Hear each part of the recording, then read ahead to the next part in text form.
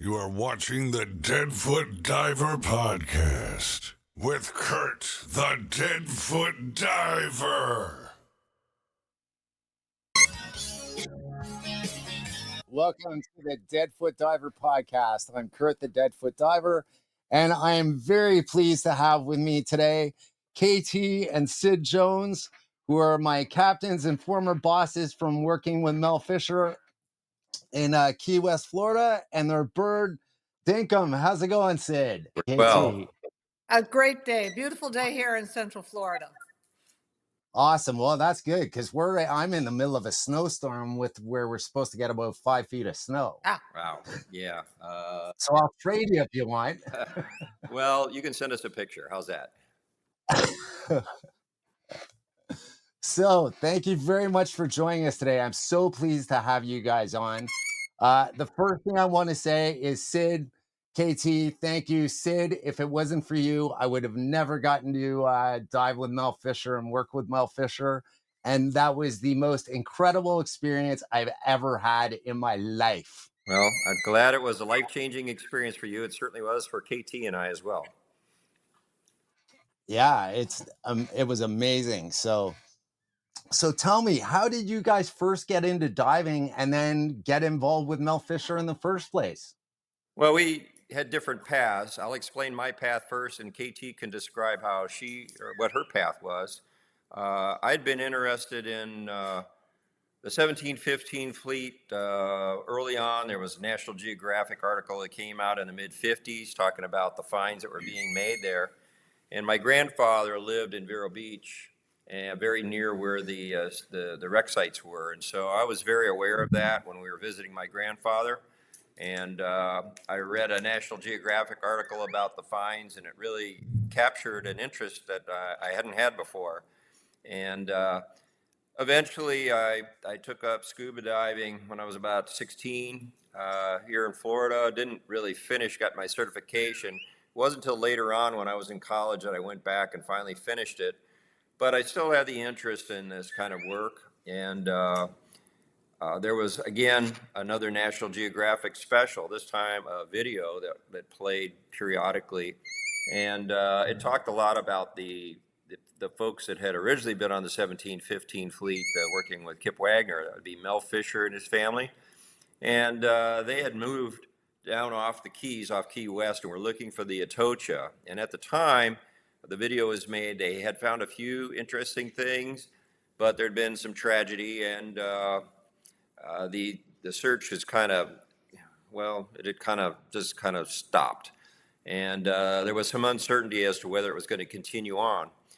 That movie or that video played several times shortly after I got out of college, and I saw it, and it inspired me to quit my job and move to Key West, see if I could get on with this company, which I made a fortuitous phone call, and they said, well, we're not sure what kind of background you have, but if you have a background we're interested in, we'll consider hiring you.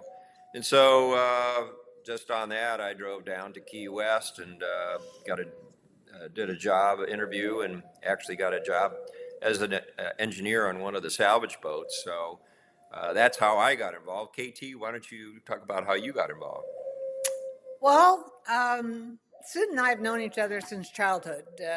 We went to the same church together, ended up in the same Sunday school class together.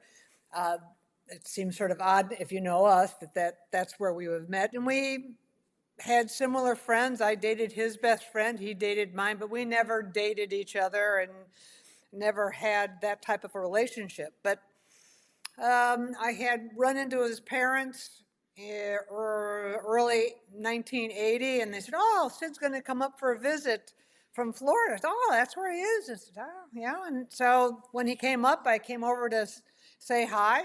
We hadn't seen each other in many years, and told me about this amazing experience he was having down there treasure hunting. I went, wow, what a difference. And we hit it off. We had started seeing each other and talking a lot. And he said, come on down at Christmas and see what I'm doing. I was a teacher, a special ed teacher in Milwaukee at the time.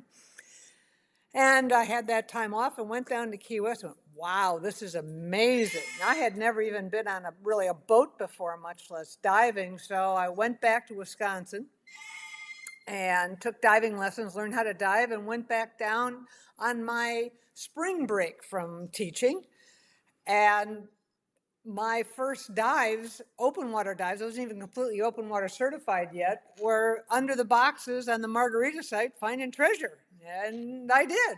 And I went, this is cool. So I was pretty hooked at that point and said, so why don't you come down for the summer? You could, work on the boats, work for free. Mel didn't hire women to be divers, and I didn't cook. And so I came down and worked for free for the summer, and August came, and I was supposed to go back to my job at the Milwaukee Public Schools, and Mel and our operations manager, Ted Miguel, offered me a job, and I did not hesitate. I said, yeah, absolutely. So I went back up to Wisconsin, talked to the superintendent of schools, and he had already read about Mel and said, a chance to go treasure hunting. You go do that, I'll hold your job for a couple of years.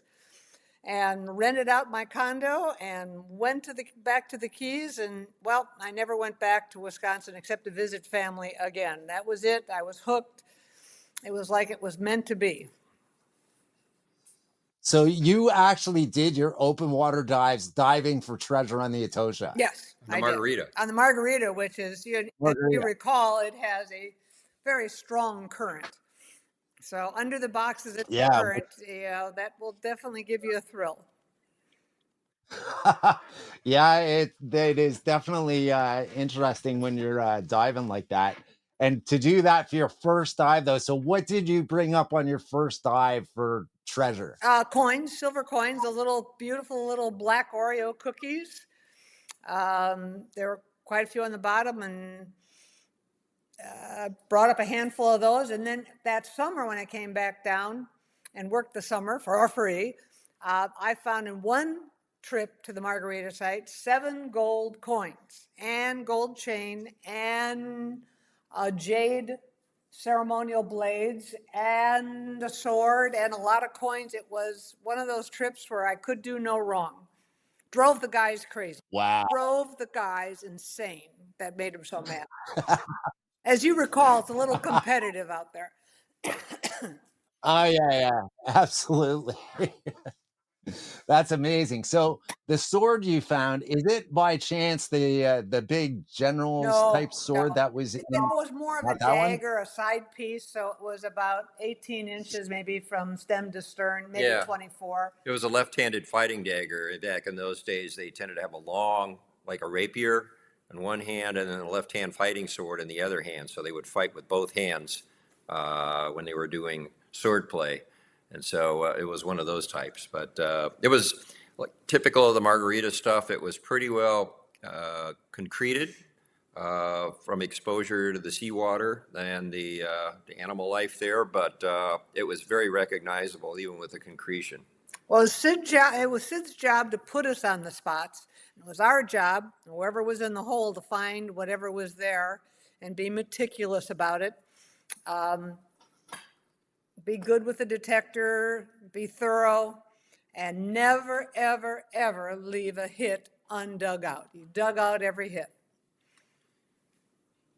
Which is amazing.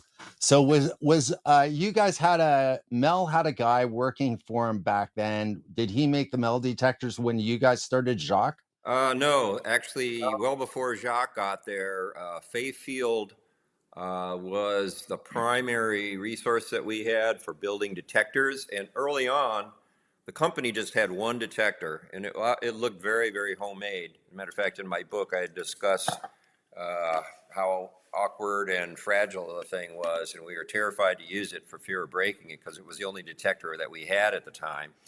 And it wasn't until after we found the Santa Margarita that we were able to get some really, really good commercial built detectors. The technology had advanced a lot since the early days when Fay had built that particular detector for us.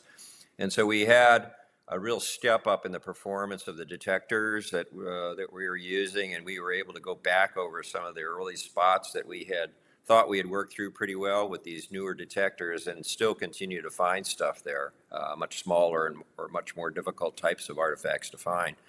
So that was pretty much the case through the 20 years that we were there. You know, technology kept advancing, and every time there was some new piece of equipment that would come online or become available, Mel, if he had the money, would invest in it, and then we would revisit a lot of the areas that we'd already worked, and sometimes it was very profitable to go back with this new equipment.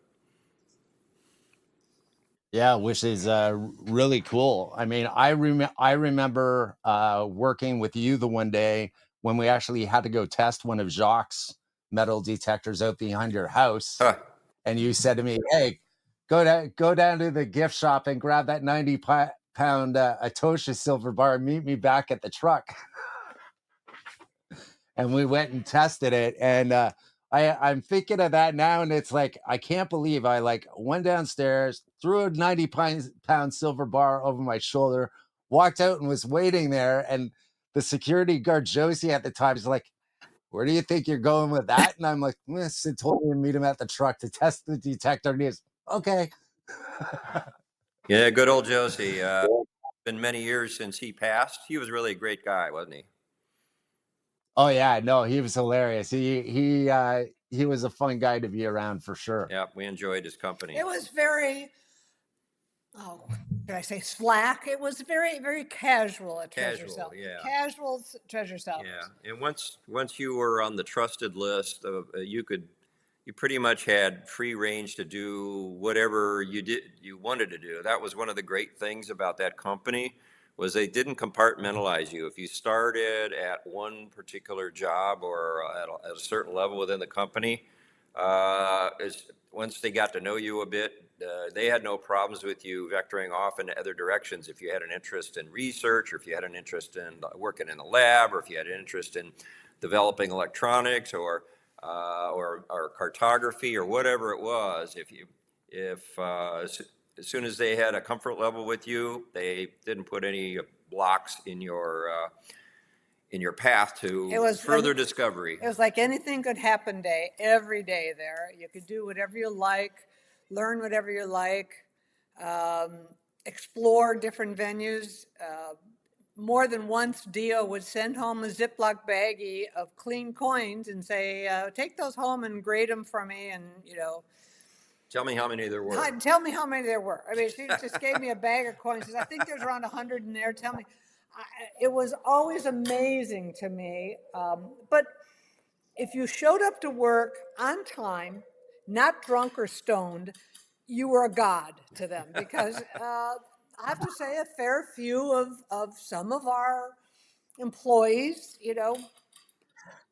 strayed off the straight and narrow. So Syd and I, growing up in the Midwest, sort of had that Midwest work ethic, and even Key West could not beat that out of us. I mean, we were much more laid back there than if we lived in Wisconsin still, but it did bode well, and we were given responsibilities and opportunities. Every time Mel wanted to find treasure in a new location, he sent Syd and I, whether it was Vieques or Barbuda or Antigua. He sent us off, and North Carolina. North Carolina. He would send us off and sort of hope that we'd find what he was looking for, and if not, well, then come back. Yeah.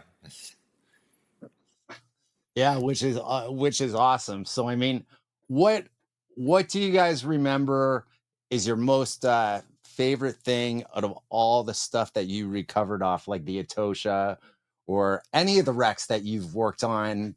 What would you say is the single biggest find that you personally made? Syd? No, there you go.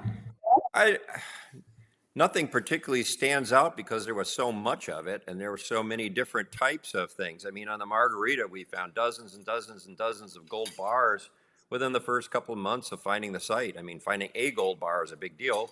We found, just in the first few months of working that site, we found many dozens of them, and then that continued on for years after that.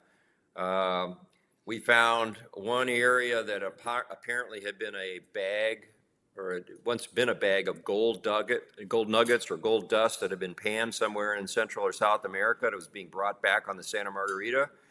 And the sand on the Santa Margarita was very shallow. So when we were using the prop wash deflectors on the swordfish at that time, we punched a hole using the prop wash deflectors, and the divers whose turn it was to go in went down. It was a really sunny day, and of course the Margarita was fairly shallow water, so the sunlight easily came to the bottom of the excavation. And the divers came up right away, and they said, "The whole hole is gold." I thought, "What are you talking about?" And they said, "Everywhere it's like twinkling gold down there." And I said, "Well, what do you mean? Is it gold bars, gold discs, gold chains? What is it?" And they said, "No, it's just little pieces of gold in the whole berm of the hole." A berm is the kind of pileup of sand that's created when you do the excavation. The excavation actually looks a little bit like a bomb crater, and so that berm is the outer wall of that crater. And the whole berm, completely around, was just nothing but gold nuggets and gold dust that were twinkling in the sunlight. So the divers were down with baggies and collecting gold and gold dust, and we even got to the point of using turkey basters to suck up the gold dust. You could never get it all. There was so much of it. So anytime we were having a really slow trip after that, or if we had new crew members on board who hadn't actually found any gold on either one of the wreck sites down there, we'd go out there and hit that area again and let them try their hand picking up gold flakes, and it brought their morale back up. So that was kind of a cool thing. I mean, we found gold money chains, we found silver bars. Finding a bronze cannon on a Margarita was one of the highlights when I was running the swordfish. It was in an unexpected area, and that led to the discovery of the most productive area on the Margarita site. We found tons and tons. They actually were bringing up coins in buckets, 5-gallon pails. They were scooping them up off the bottom and then bringing them up that way, as well as silver bars and gold chains and lots of gold jewelry and lots of artifacts, as well as this high concentration material. This was some distance north of the original so-called main pile feature of the Margarita, which was also a rich area. So that was exciting. Of course, on the Atocha site, we found lots of stuff as well. So, I mean, it's hard to pick. For me, it's hard to pick out a favorite item, over the years. What about the free dive? Well, yeah, that might be an interesting thought, because I did a free dive on the Margarita trying to place the boat, and the divers that I had that particular trip, most of them were pretty new, and they didn't really understand what the bottom topography looked like in an area that had already been excavated, because it was just shallow, loose sand. From experience, I knew what I was looking for. They couldn't tell me, so I jumped in the water, and I had them winch the boat over to the location where I was treading water, and then I had the first mate dig the hole while I was just hanging off the framework of the mailboxes for the 30 seconds or so that the hole was excavated. And then when they pulled the throttles back, I took a breath and swam down. I just had a mask and fins on, and I went down and found what had been in a box. The box was long gone, but the contents were still there, and there was 26 pounds of gold bars and gold chains that were laying on the bottom right there in the center of the hole. And so I grabbed it, Wow. swam it to the surface, not realizing how heavy 26 pounds was. It had a lot of adrenaline going, and I brought it up to the surface, and then I had to deal with the Margarita current, and now 26 pounds of extra weight, and the current's trying to take me away from where the boat was anchored. And so a little bit of a struggle to get to the boat without dropping any of that stuff on the bottom. But it was kind of a dumb thing to do. I should have left it, and then, but I didn't.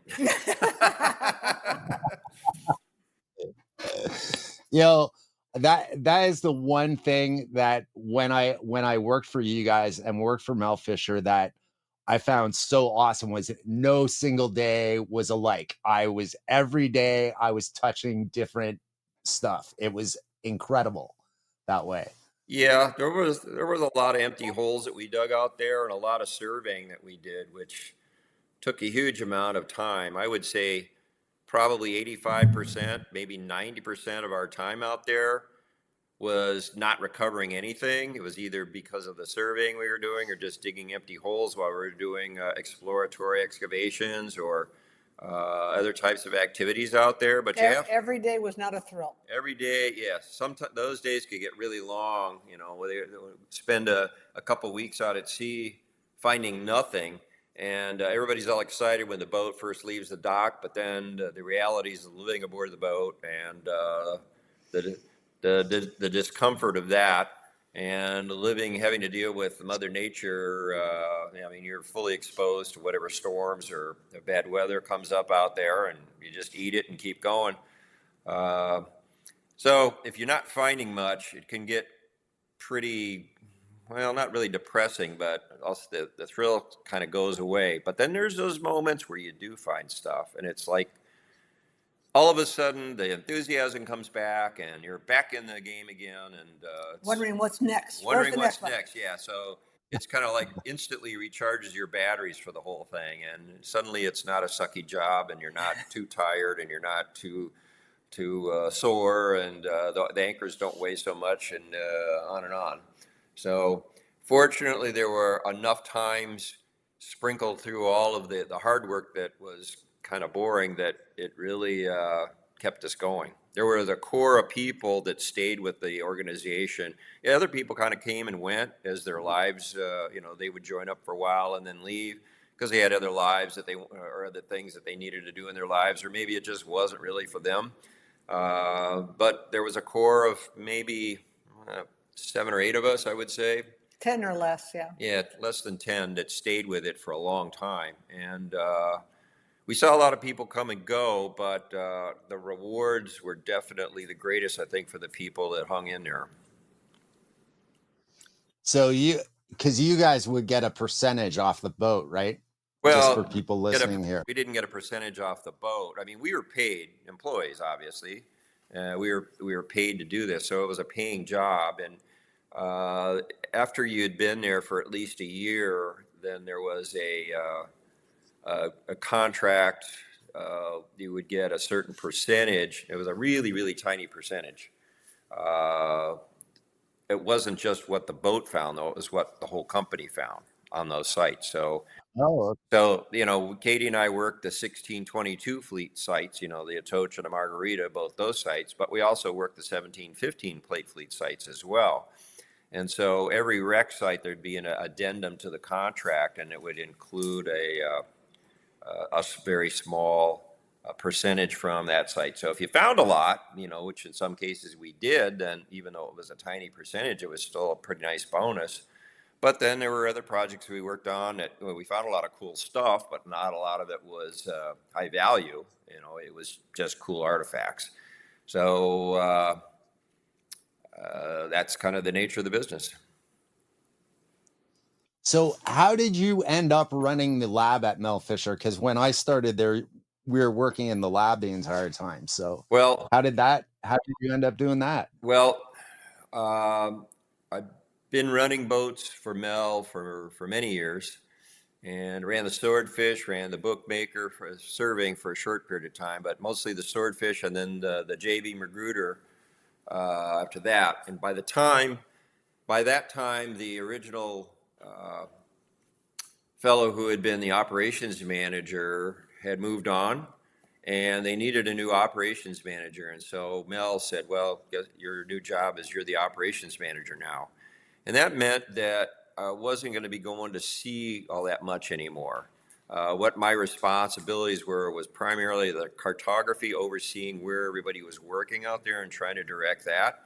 And we had noticed that well after the main pile of the Atocha had been found, after most of the artifacts had been cleaned, that they had the lab had reduced greatly in size from I think they probably had at least 20 people working up there at its peak, but there was one guy left, and he was going to go back to Canada, and he could tell he would just. That was me. No, that wasn't you.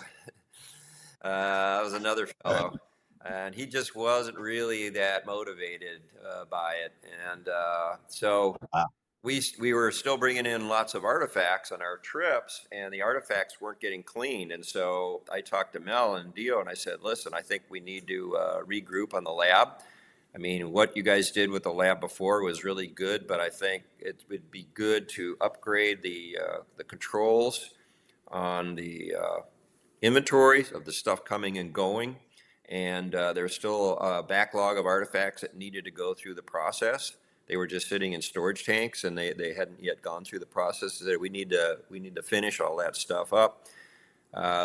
We need to get into digital photography for capturing the images of the artifacts, and let's X-ray some of these other pieces that show, like that sword that, for example, that Katie found. It was heavily encrusted, but was there anything left inside that calcareous material? So we needed to start X-raying things like that before we opened up the concretion to see whether there was an actual artifact there, or if the concretion was simply had been rendered into a mold of what the original piece was.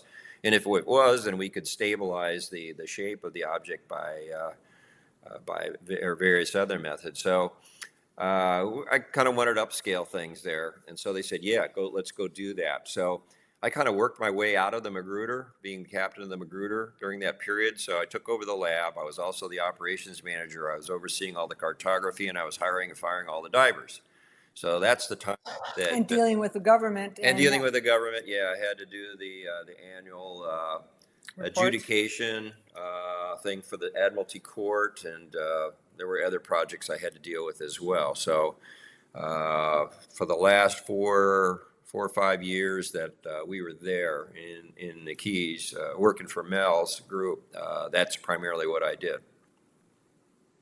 Now I did take out the boats when one of the captains needed to take a vacation or take a break. You know, I would take one of the boats out, and so the operation kept going rather than just parking the boat till he got back. So I did that some as well, but most of my time was in port by then.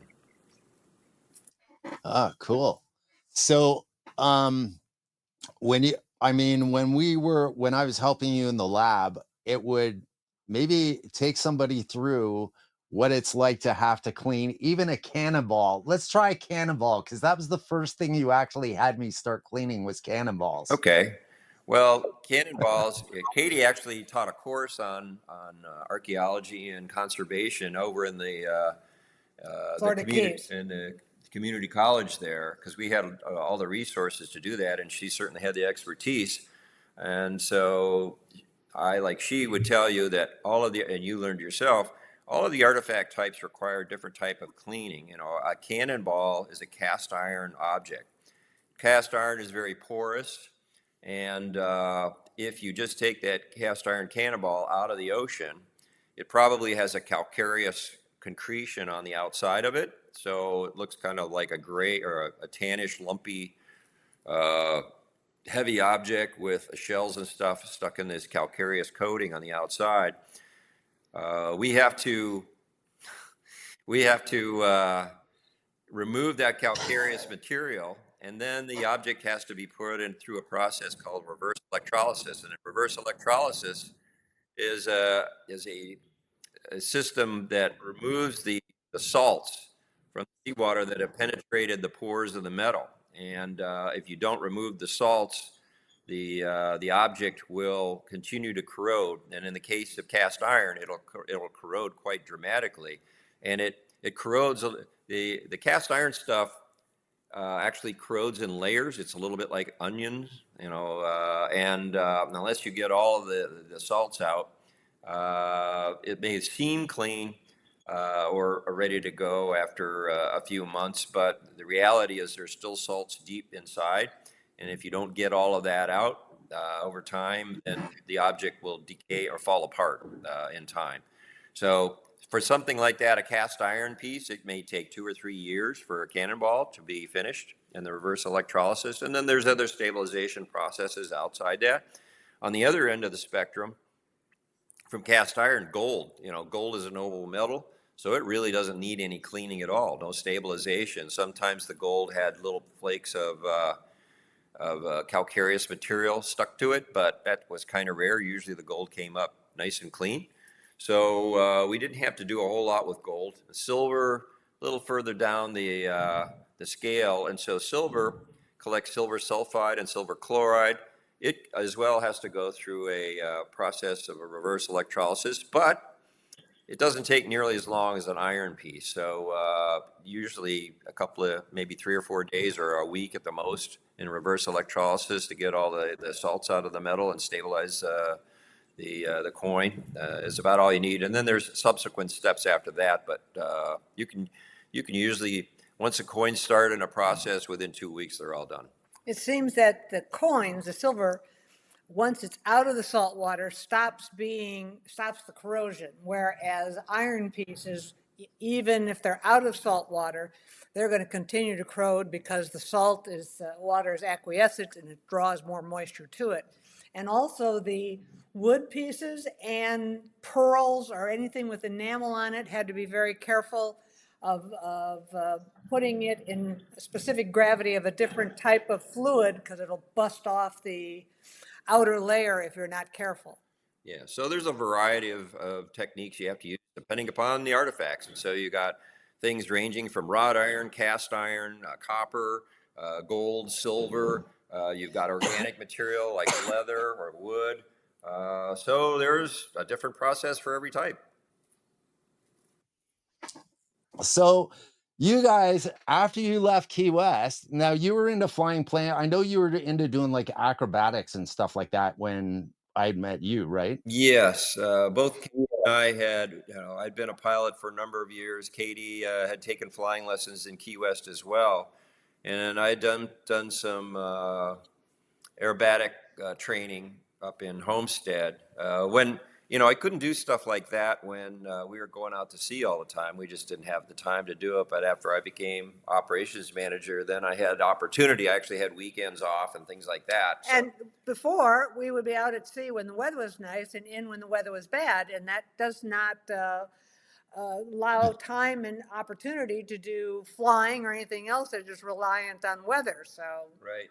So by chance, we happened to. I was picking up a car from Wisconsin and driving it, trailering it down to Key West, and I ran into this museum en route. Katie and I have a thing for museums. We ran into this museum en route in Central Florida, and it was a huge Warbird restoration museum. They did a lot of restoration on World War II type bombers and fighters. And it was fascinating what they were doing because they were taking these airplanes virtually down to nothing and then building them back up again and fabricating lots of parts. And Katie and I always had an interest in World War II history. And so periodically we eventually talked to the owner of the place and offered to volunteer. We wanted to kind of learn what they were doing. And so maybe every 6 weeks or 8 weeks, we'd go up there for a weekend and volunteer up at that museum while we were still working and living in Key West. And eventually, they make a long story short, they offered us jobs and wanted me to start flying one of their B-25s, and there were anything else that they worked on was available to fly. So we kind of got caught up in it. And the guy that owned this particular museum was very much like Mel Fisher. He was probably the Mel Fisher of the air. And he had collected, like Mel down in Key West had, a unique group of people to work with him. And they had lots of projects going on, and there was always something exciting going on there too. And so it was like it was like the same old thing, but a different chapter. And we were intrigued by what they were doing. They offered us jobs, and we decided to leave our home and our good jobs down in Key West and try a new venture. And so that's eventually how we ended up. And it was going to only be temporary. Yeah. And we ended up really enjoying it and the challenge and the people.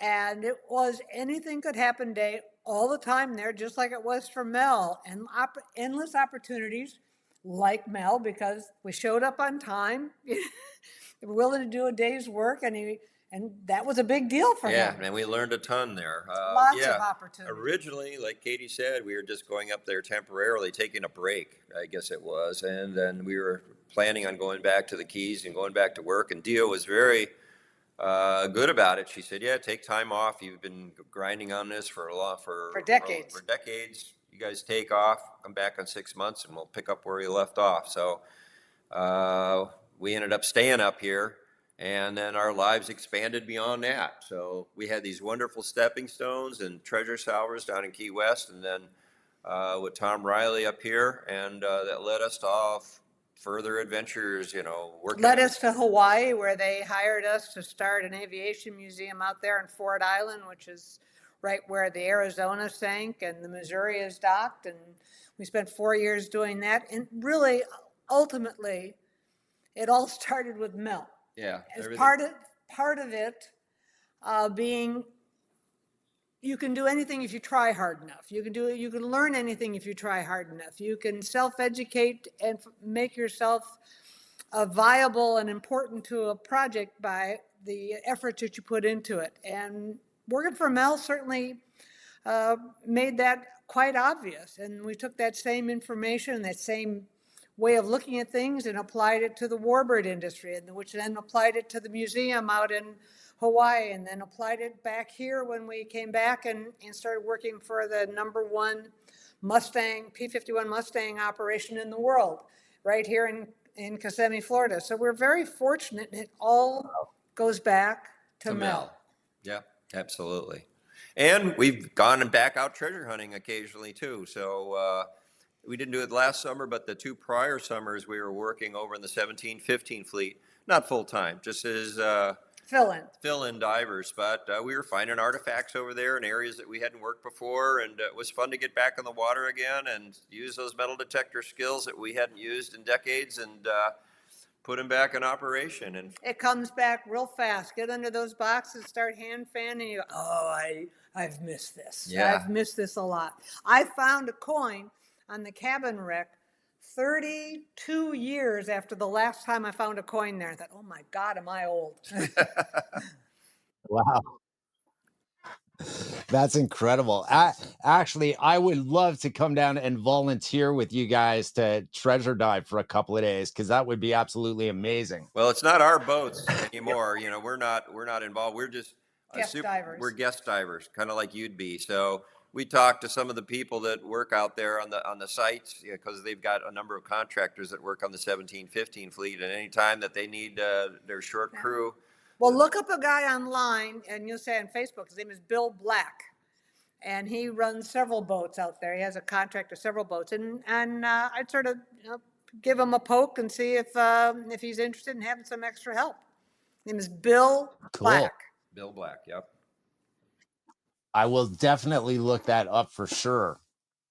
So getting back to the flying again, so you actually fly a B-25. Hey, everybody. Thanks for watching. Please remember to like, share, and subscribe. And by the way, we're also on your favorite podcast platforms now. We are on Amazon. We are on Spotify. We are on iHeartRadio. We are on Player FM and Podchaser. All of the descriptions are going to be down below, so make sure you check us out. Thanks. Have a great day. And remember, grab an adventure and live. Yes, I'm actually a contract instructor flying the B-25. I fly the B-25 in multiple different places. We obviously do air shows, and we do LHFE flights with it, as living history flights with it, where we actually take people up in it. But I'd say the majority of the flying I do is instruction in it. And so we do a lot of instruction and teaching other people how to fly a Warbird. So we flew a B-25 from Florida to California, and then put it on an aircraft carrier and took it out to Hawaii. And we flew out in Hawaii with that particular B-25. We flew that out there for the 75th anniversary of the end of World War II, flying over all Pearl Harbor and all those sites out there. I've flown another B-25 over Washington, D.C. for the commemoration of the end of the World War II, as well as the 70th anniversary of the U.S. Air Force. Mm-hmm. We've opened Super Bowls, flying B-25s. We fly other stuff too. I flew for Collings Foundation. I used to fly their B-24 as well as their P-51 Mustang and their B-25 as well. And Katie and I have our own T6, which was an advanced combat trainer from World War II. That's what we were flying today. And so we've been very lucky. I've flown P-40s, I've flown courtesy of my wife, and we've had the opportunity, unique opportunity to fly an awful lot of Warbirds over the years. So, and now I get paid to do it, so that's even cooler. That is very cool. So you guys actually have your own trainer? Yeah, it's called a T6. It was an advanced combat trainer in World War II. So it was the last thing that you flew before you got into a single seat fighter. And it had guns on it. It could drop bombs. You could go up dogfighting, but it had a back seat for an instructor in case you needed an instructor. So hence it's called a T6 Texan. Yeah. Wow. I'm gonna have to make a trip down to Florida and you'll have to take me for a ride in this thing. There you go. That's what we're doing now. So with this organization that you work for, can people actually pay to go for rides in the like B-25s? Well, the B-25, that is the Delaware Aviation Museum Foundation that is located in Georgetown, Delaware, though they branch out and do flights all over the eastern side of the United States, anything east of the Mississippi. You can look at them and their schedule and where they fly and offer flights. We also work for Stallion 51, which is a Mustang operation where we fly dual cockpit, dual control P-51 Mustangs, and that's here in Kissimmee, Florida. Wow. And all it takes is money, because that's really what makes things fly, not, lift or thrust. It's money. And like an hour flight in a T6 is about $1,500. An hour flight in a Mustang is $5,500. An hour flight in a B-25 instruction is about $6,500. So it just takes money and time. They're very rare.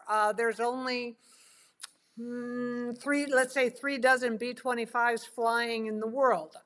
There's maybe 12 or 15 dual cockpit, dual control Mustangs flying in the world, maybe 400 T6s. There's only 1,000 Warbirds left flying of the over 300,000 that were made in World War II. So they're rare, and they're 80 years old, and they take a lot of TLC, and they take a lot of money to do it. Plus the insurance that you have to have on them. The B-25 alone, I think he said it was $55,000 a year in insurance. To fly. A year and insurance. Yeah. So, people go, oh, there's so much to fly. Well, they cost a lot. We just, ended up putting a new engine in ours. And I mean, it's a labor of love, but it does take money and effort. And in some cases, special training, special certification, special permission from the FAA. It's like treasure hunting times 10. So you guys just had to replace the engine in your plane. What does an engine for one of those planes even run roughly? In our plane, which is a radial engine, a 600 horsepower radial engine, was around $70,000. And that's with you giving them your old engine, and they take the core and they build it up again. It's overhauled. A Mustang engine, $500,000. $500,000, yeah. A B-25. $500,000 for a Mustang. For just the engine, yeah. And the prop is probably about $80,000 to $100,000. $80,000 to $100,000 on a Mustang. The B-25, of course, has two engines, and each engine is about $225,000 per engine now. Just the engine, just not to the overhaul, prop, just to overhaul it. Not the other pieces that belong to it are bolted up to it. The main tires on the B-25 are $6,000 each, and they only last for 200 landings, and then you got to replace them again. They're expensive. That's it? 200 landings? 200 landings, and then you're spending another $12,000. But the joy of these planes is when you get inside, especially the B-25, And it still smells like it did 80 years ago, and it still has stories to tell. It still has history to share with you. We enjoyed, of course, our time on the Atocha site and working for Mel, finding that history. And yeah, it's great finding gold and emeralds and all that, but when we would find individual pieces that belonged to people, like bowls that still had food in them, or shoe soles, you got a chance to see a little bit into their everyday lives. But we could never speak to anybody about what it was like. But when we started with the Warbird restoration a couple decades ago, these veterans are still alive, and we were still able to talk to them and hear their stories and have them share what it was like to fly these planes. Hear about history from the people who made it. And that was very exciting. Oh yeah. Very special to us to keep this history alive, to be able to share it. I often use the analogy because people say, oh, they're in museums, they should be kept in a museum parked there. And that's the difference between going to a museum and seeing a display of a bison or a buffalo on the Great Plains, or going out to the Great Plains and seeing them run in the wild with all the smells and the sounds that are associated with a living example of what it was like out there. And so these planes give people that living example. They hear it, they smell it, they feel it, they become part of it, and they get a chance to actually fly in them and touch a little bit of what that was like for those young men and women 80 years ago. That's amazing. So what out of all the warplanes that you guys fly, what is the most complicated when you fly? The B-25? Complicated as far as what? Flying it, or complicated as far as maintaining it? Flying it. Well, there's a difference between a fighter and a bomber. The Mustang can do amazing things, as a fighter, and the P-40 as well. The T-6 can do amazing things, but the B-25, when you start getting into multi-engine stuff, then that's a whole nother world that you're dealing with there. They're just different. There isn't one that's cooler than the other. They're just different, and they require kind of different techniques too. But you love the B-25. I do. I like the B-25 because you can carry a lot of stuff in it. You can carry all your friends in it, and you go on places and take all of their stuff. We don't have any friends. What do you mean carry our friends with it? But if we had friends. If we had friends, we could take them. No, I like the B-25. It's more comfortable in a long distance if you're taking it, not like to an air show somewhere and you got to fly it for 4 hours. Sitting in a single seat airplane for 4 hours is really boring after a while, I did a cross country from California to Florida in a T6, and it took us 3 days in a T6, which travels, 165, 170 miles an hour, and your butt, it just had enough. And that droning and that endless vibration, you go, by the time we got to Florida, that's enough. I don't know how these guys did this. And they're all like that. Whereas the bomber, we spent all day, 3 days in a row, taking it up to California, or a couple days. And, you could get up, you could move around, different people could fly. Yeah, you could swap out seats, so it's much easier to go long distances and just keep going. But they're all magical. Every one of them just has its own magic, its own story to tell and share. Which is amazing that you guys have done that and got so heavily involved in all the World War II aircraft is really cool. Well, what opened the door? Mel Fisher. Yeah. I mean, people, you'll go like and meet people, and it's a very tight and closed community, the Warbird community. But then they'd hear that we work for Mel, and that started the conversation, and that opened the door and allowed us in. It's Mel. Yeah, the Warbird world is a lot like the treasure hunting world. It was very small. Everybody knew each other. And, it's very similar in that way. It just opened the door, and what we did with it was up to us. But Mel Fisher and what we did with Mel has opened many doors for us and changed our lives dramatically. Yeah, but we're still treasure hunters at heart, because while we were working out in Hawaii, we found a Japanese Zero that still existed that was shot down during the Pearl Harbor attack, and nobody knew it was there. And we were able to locate that and bring it back to the museum. And we also found the remnants of the bombs that were dropped during the second attack on Pearl Harbor. A lot of people don't know that there was actually a second attack that came at night in March of 1942. March of 1942 from the Marshall Islands. Two big Japanese bombers, seaplane type bombers, flew from the Marshall Islands, dropped bombs on Pearl Harbor, or tried to at night, and then went back to the Marshall Islands. They weren't shot down. And Katie and I found the bomb craters, and with the shrapnel and even the kanji labeled fusing from it. So I mean, we're still out there treasure hunting. How did you even track those down? I read about the plane that you guys found. How did you track down the Zero and even have an idea where to look for it? Lots of research, my friend. Lots of research. And a bit like Mel, just finding a trail and finding some obscure information and connecting the dots, and Syd doggedly stayed on it. Then we had to doggedly fight to keep that information, and spending time digging in the archives and libraries, and yeah, goes back to Mel. Yep. Wow, that's amazing. Yeah, that is totally cool that you guys found a Japanese Zero. The thrill is in the search. Granted, there's a thrill in finding too, but there is a thrill in the search of each little thing turning up. Oh, look what I found! Or oh, here's a track, or here's a little trail. There's nothing like that thrill of the search.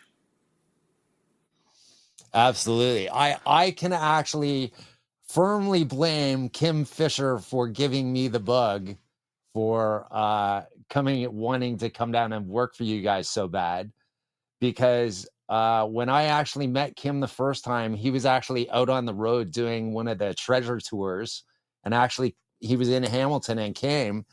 And I had just gotten certified probably 9 or 10 months before that. And I went to the exhibit he had and started talking to him, and he actually put some gold bars and one of the crosses in my hand, and that was it. I was, oh yeah, I got to do this. Yeah. It's easy to get sucked into it, no doubt. We did. Yeah, that's amazing. So what are your plans for 2025? Have as much fun as possible. Yep. We actually we had given up diving for decades, because not that we didn't enjoy our jobs, but it was, we had other things we wanted to do. And a couple of years ago, because of the 1715 fleet, we got back into diving. And then we've done some Cuba diving and some of the other Bonaire and Roatan and Belize. Now we'd like to combine diving with some of the World War II sites like Palau and Peleliu, and go over there and sort of combine really good diving with some of that great history and find it again. And just always looking for another adventure, just keeping an open mind. We're still working part-time, even at our age, but we're trying to make sure that we keep looking for more adventure. Yep, got to keep looking for the next one, right? Yeah. So are you guys going to go to Truck Lagoon at some point, or have you dove at Truck? No, we haven't done Truck. I got bent a couple of times, once working for Treasure Towers and once subsequent to that, and I don't want to do any deep stuff anymore. So Truck's not on our list, but shallower stuff is primarily our goal for diving. Most of the good stuff in Truck is deep water. Yeah. So you got bent twice, you said? Yep. Once working for Mel, and once after that. And how badly? Pretty bad. Spinal hit. Yeah, not good. Yeah, spinal hits aren't good, that's for sure. So, well, I would like to thank you guys very much for joining me today on my podcast. It's been awesome to catch up with you guys again. Likewise. Please, good. And please, would like to share, we have a website, which is Atochatreasureadventures.com. And we have a YouTube channel that's got quite a bit of video and pictures and story in it, which also is Atocha Treasure Adventures. And you'll see some of the as it happened videos of finding gold and silver and etc. We wish we'd had a camera all along, an underwater camera, but did not. But we did get some near the end. And invite people to peek in on what it was like. I will, for sure. Actually, I'm going to make sure that all your links are down below. Yeah, for both of people your want website and want to stuff? get a book, Syd's book, which is Sweat of the Sun, Tears of the Moon, Atochatreasureadventures, or my book, which is Coin of the Lost Galleons. That can be done on our website as well. Yeah, now that the postal strike's over, I'm gonna contact you in the next week or so, and Okay, I'll good, get them ordered. good, good. So All right. I guess the price of shipping it to Canada was pretty Yes, outrageous. it was, especially when the post office decided not to play along. Yeah. It was a pleasure to catch up with you and Yep. share some stories, and hope you have a wonderful new year. Thank you very much. And thank you, everybody, for watching the Deadfoot Diver podcast. And remember, like, subscribe, and donate down at the bottom. Thanks, and have a great day.